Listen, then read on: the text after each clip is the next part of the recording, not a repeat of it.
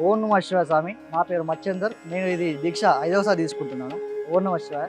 దీక్ష అనేది ముందుగా దీక్ష అంటే ఏందో తెలుసుకోవాలి. దీక్ష అంటే మనము ఏదైనా దేవునికి నిష్టగా ఉండి, నిష్టగా పూజలు చేసి ఉండదాన్ని దీక్ష అంటారు.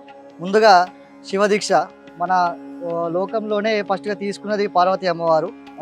41 రోజు మీరు నిష్టగా ఉంటే మీకు కలిగే లాభాలు అన్నీ మీకు అర్థమవుతాయి. ముందు మనసు ప్రశాంతంగా ఉంటుంది. ఓం నమః శివాయ. ఓం నమ శివాయ.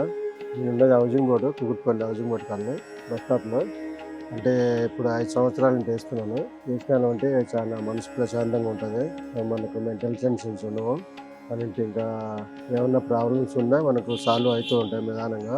అంతా ఆయన శివయ్య చూస్తూనే ఉంటాడు. దాని గురించి మనం 5 సంవత్సరాల నుంచి చేస్తున్నాము. అలా ఇప్పుడు బాగానే ఉంది పరిస్థితి. ఓం నమ ఓం నమ శివాయ. ఓం నమ శివాయ. మాల నేను కన్యాస్వామిగా ఇప్పుడు వేసిన ఇప్పుడే కొత్తగా. కానీ మాల అనేది అర్థం చేసుకున్నాలే, అందరూ మాల ధారణ చేయాలి అని దాని గురించి గుర్తవుతుంది.